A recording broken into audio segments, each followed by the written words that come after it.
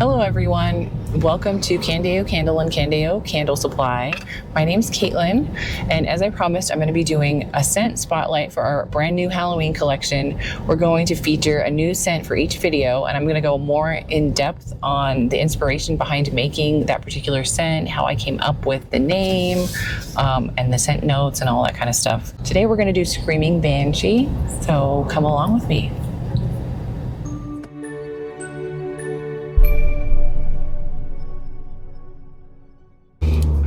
So I showed the pictures of all of the scent labels before, but I'm just going to show you again so that you can remember. This is Screaming Banshee. And, you know, just as a side note, I'm going to apologize if this bothers anybody, but I have been extremely busy lately and have not been able to find any time to film as much as I would like. And it just so happens that I had to go to an appointment today. My husband's driving for me. And I thought, you know what, I'm just going to try to film some of those clips I said I was going to do while we're driving. So that's why I'm in the car, just in case you were wondering. Anyways, back to the program.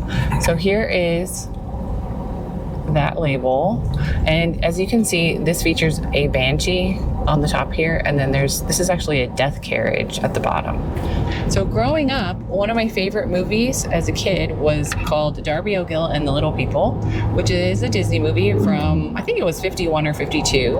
It has John Connery in it before he was James Bond. In fact, this was his first leading role in a film. I believe he was only like 31, so he was very young, very handsome.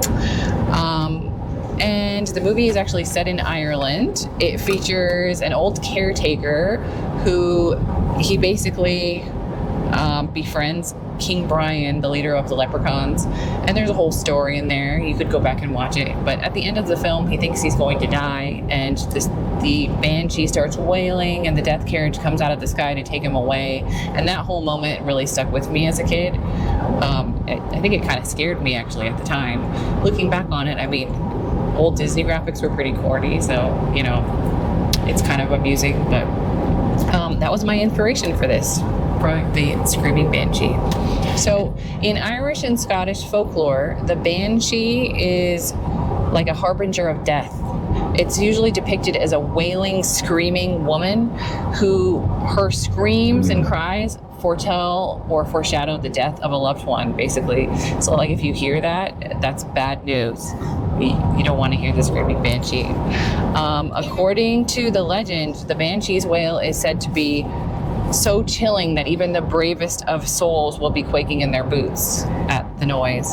So if that wasn't scary enough, there's also the legend of the Death Carriage, or I believe it's pronounced Costa Bodar in Irish or Gaelic, which would come right after that screaming wail to take you away to the afterlife, driven by a ghost driver with no head. So nice, huh?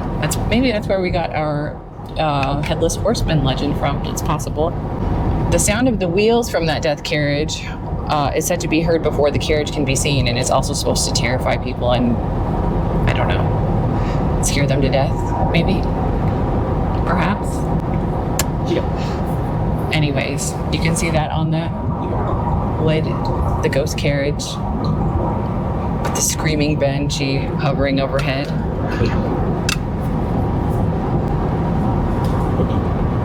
This is going to take so much editing.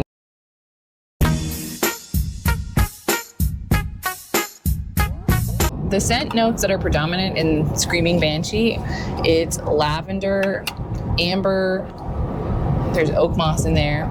And the reason that I chose those things as a blend, because lavender by itself, I mean, it's supposed to be relaxing, so it kind of seems the opposite of what we're looking for a Screaming Banshee, something that's supposed to terrify you to your very core. I felt like the lavender kind of made it feel more soft and ethereal, I guess like a nod to the Banshee's otherworldly presence in a way. So the oak moss adds a touch of earthiness, kind of grounding the scent in that old world feel that I'm looking for the folklore aspect of it. And then it's, you know, it's mossy, so it kind of makes me think of a creature that emerges from the depths, something like that. And the amber is just adding some warmth and depth to it, just to round the whole thing out. And then it's also, amber by itself I feel is kind of like an alluring scent. It's like a mysterious, captivating note. I don't know. the whole thing mixed together, it smells really nice. I think it smells kind of like a relaxing day outside in the rain. Hopefully not with an actual screaming banshee. So thank you so much for joining me today for our scent spotlight for Screaming Banshee from our new Halloween collection. You can find this on our website at www.candeocandle.com. It's also available on Amazon, Etsy, Walmart.com. There's quite a few different places. If you enjoyed this video, please like and comment. It's appreciated very much. I love hearing from all you guys. If you have any suggestions for future scents, let me know. And also don't forget to subscribe. Hit the bell icon for notifications. That really helps us out a lot. We're just growing here and getting started, but there's a lot more to come, hopefully. Yeah, I've got 8 more of these spotlights that we're going to be doing about the Halloween collection. So hopefully that'll be sooner rather than later. And thank you so much, guys. Don't be afraid to shine.